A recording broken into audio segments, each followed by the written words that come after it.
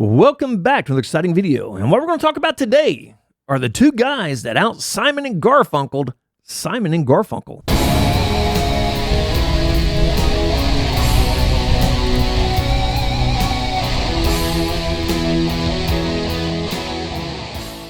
Now, I did a video a while back about the guy that out Steve Perry. And dude, you want to piss a lot of people off? Tell them that somebody actually sang a song better than Steve Perry. And I stick by my words. You can watch the video on my YouTube channel. I'm sorry. I'm not going to change my mind on that. And I have gotten so much hate mail because I just think Dean sings Mother Father better than Steve. I'm sorry. I just think he does. And I got so much hate mail from that, man. It's hilarious. And it's still going till this day. I still get, when I first put it up, it just went ballistic, all the emails I got. And you have to remember, if you send me a bad, nasty email, don't think I'm one of those YouTubers that's going to get it and just ignore it. I'm replying. And I'm going to tell you now, chances are, if you send me a nasty email, you're probably not going to like my reply. So just be aware of that before you start sending me nasty emails, because I will answer. But man, it went crazy, and I pissed off literally half of North America, which is, it is what it is, Get mad, Words don't hurt. If your little feelings get hurt, I guess you need to do something else, because words don't hurt. But apparently those words pissed a lot of people off. I don't know if it hurt them, but boy, it made them mad. So here we go again. Now, like I said, these are the two guys that out Simon and Garfunkel. Now, I do not suspect this is going to get nowhere near the hate mail that the Steve Perry video got. If it gets an inkling of it, I will be surprised, because I think most people will agree with me on this one, that these two guys actually did a better job than Simon and Garfunkel. And of course, we're talking about Miles Kennedy and David Draiman from Disturbed. Miles Kennedy, this guy's voice is just insane, man. His range is through the freaking roof. I mean, he's got that Brad Delp range, if not more, without having to jump into his falsetto. And I can't even comprehend that. I can't comprehend that. And it's kind of like I can't comprehend playing guitar as good as Eddie Van Halen. I don't know what that would feel like. And I don't know what it would feel like to have one of those voices that is just stratospheric, where you can literally sing anything. I just don't know what that would feel like. And that would be cool to do that. But then you have David Draiman of Disturbed. I mean, I love this guy's voice. He's got that super husky, raspy baritone voice. My favorite singer of all time is Jeff Tate from Queensryche. And Jeff Tate's got more range, but Jeff Tate has that super husky baritone voice. And for rock and roll or for metal, dude, I think that is the voice to have for metal. But without further ado, let's jump into this. Now, I will be stopping the video a couple times just to make some comments, because apparently YouTube loves hammering all my channels. YouTube hammers me for everything I put up that is of any content from anybody else. On my guy, Angry Man, I'm getting ready to drop a video on that, where I'm literally having to dispute a video that 500 people have put up the same exact content that I did, and I got hit. And so that's going to be pretty cool. It's going to be over on Angry Guy. So here we go. This is The Sound of Silence with Miles Kennedy and David Draiman. These are the two guys that out Simon and Garfunkel'd Simon and Garfunkel. Ladies and gentlemen, we have a special treat for you tonight. For tonight's performance of The Sound of Silence, joining us on the stage to be the Art Garfunkel to my Paul Simon tonight, please welcome Mr. Miles Kennedy.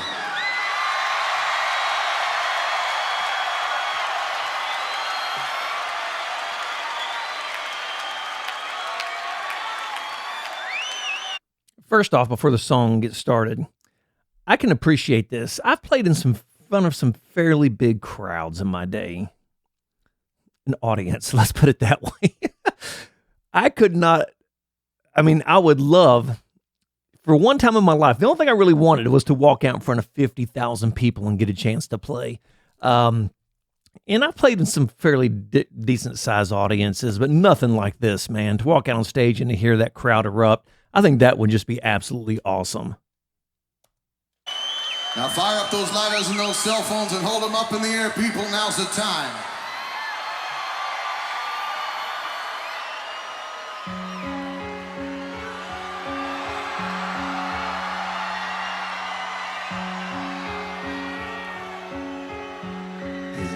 Darkness, my old friend, I've come to talk with you again, because a vision softly creeping left its seeds while I was sleeping, and the vision that was planted in my brain still remains within the sound of silence.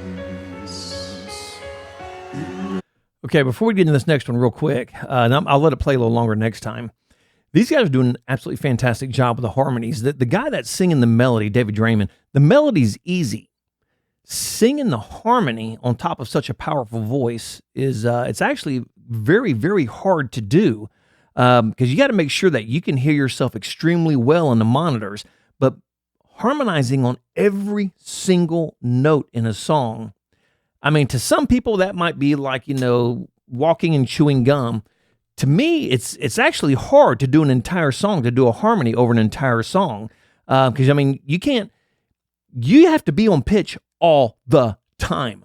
When you're just singing solo without the harmony, or if you have a harmony above you and your voice drifts a little bit, you can usually get by with that. But when you're singing the harmony, your voice can't drift one iota or it wrecks the entire melody line. Let's move on. These guys are doing an absolutely great job. The streams I walked along, narrow streets of cobblestone, beneath the halo of a street lamp, I turned my collar to the cold and damp. When my eyes were stared by the flash of a neon light that split the night and touched the sound of silence. And in the naked light I saw 10,000 people, maybe more. People talking without speaking. People hearing without listening. People writing songs and voices never shared. And no one dared disturb the sound of silence. Absolutely amazing. that is phenomenal to me. David's voice, he's got that super thick, husky voice. And it's if you have that voice, the key to singing like that is you have to get your throat very open. Now, granted, a lot of it is he's got just unbelievable tone. His tone is amazing. And that's half the battle of being a singer. I don't care how good of a singer you are. If your tone sucks, you're not, you might be a great singer, but your tone is everything. You got to have that, you just got to have that magic. Ann Wilson had that tone. Steve Perry had that tone. Brad Delp had that tone. You got to have it. David Draiman has that tone, as does Jeff Tate, which is my all-time favorite singer, Jeff Tate. They've got that tone. They've got that rich tone, but you got to kind of get, because this is my regular talking voice, but when I open up my throat, you can hear everything starts to round and it'll start to get a little deeper. And that's how he sings. And that's actually, as you get higher, it's hard to keep your vocal like that because everything's going to want to pinch and tighten. As the higher you go, it's harder to keep that open. And this guy has absolutely mastered that. Then, of course, we have Miles Kennedy. Oh my God, his voice, dude. Listen, I'm going to back up, and I didn't want to do this, But listen to these freaking high notes he's hitting on these harmonies. It is insane. Songs and voices never share, and no one dare disturb the sound of silence. Amazing. Fools and I, you do not know. Silence like a cancer grows. Hear my words and I might treat you. Take my arms and I might reach you. But my words, like silent raindrops fell, echo in the wells of silence, and the people bowed and prayed to the neon gods they made, and the sign flashed out its warning, and the ones that it was for me. Right there, dude. He is just got that growl going. And that's what makes his voice so great. Besides the fact that, he, like I said, he's got that real heavy baritone, but he can hold that open throat. There's just that real richness all the way up through his range, which is absolutely astounding to me. And then to put Miles Kennedy in that stratospheric vocal on top of it is astounding to me. Absolutely astounding. I'm going to back this up a little bit and let it play through. And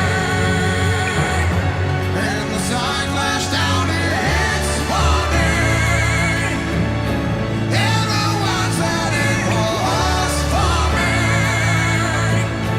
And the sign said the words of the prophets are written on the subway walls and tenement halls.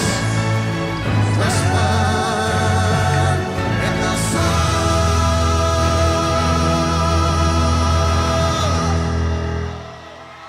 of silence.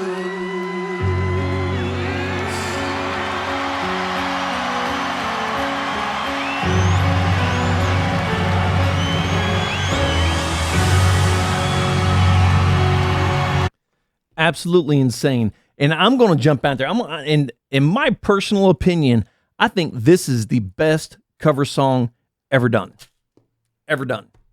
And I've heard a lot of great covers from a lot of great musicians, but this one, they took the song when Simon and Garfunkel did this song. It was a great song. Like I said, it's an epic song. Don't get me wrong.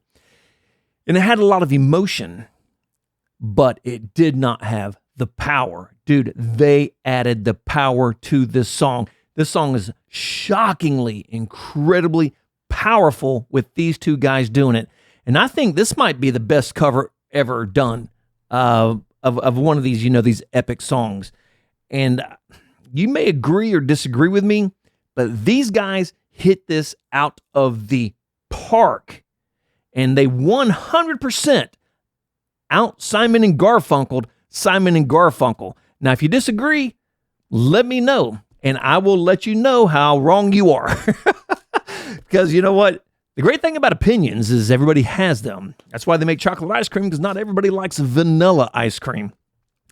But in my opinion, this is the best cover ever done. It's extremely powerful. The vocals on these two guys, you could not have picked two better guys to cover this song. I thought it was brilliant of Disturbed to bring Miles Kennedy in to help them sing this. I thought that was absolutely the best thing, a brilliant move. Now, granted, he can carry it on his own. He doesn't need the backing vocals because of that voice, that power and that tone he's got. But to bring in Miles Kennedy was a stroke of genius. And I got to be honest, I don't know if anybody else could have pulled that off with him except Miles Kennedy. Their voices, just because you have two people who sing great, that doesn't always mean that their voices work great together. These two guys, their voices work absolutely superbly together because they're so opposite. but it works brilliantly. In my opinion, probably the best cover ever done. These two guys absolutely out Simon and Garfunkel'd Simon and Garfunkel. So I'm going to wrap that video up right there. Hopefully everybody gets to see it because like I said, I don't know if I said it, YouTube loves pulling down my videos. I'm battling with one on Angry Guy right now that, I don't know, 35 other people used the same exact clips I did, and my video got pulled down for copyright infringement. And here's the caveat. After they pulled my video down, 2 days later, I saw another video pop across my feed that was released that day using the same exact clips I did. So I don't know, maybe YouTube just hates me. Maybe they hate me. And, you know, that's okay. A lot of people hate me. I'm all right with that. I'm a big boy. I can carry the weight. Anyway, best cover ever. The two guys that out Simon and Garfunkel. Please subscribe to the channel if you haven't already. Really helps my channel a lot. It's I listed this stat once before and I was wrong. 3% of the people who watch my channel are subscribed. 3%. Horrible. Absolutely horrible. We got to get up to 10% at least, guys. So anyway, going to wrap that one up right there. And on that note, like the great Sammy Hagar says, if you miss a beat, you lose the rhythm and nothing falls into place. And no matter what you do, for the love of God, rock on.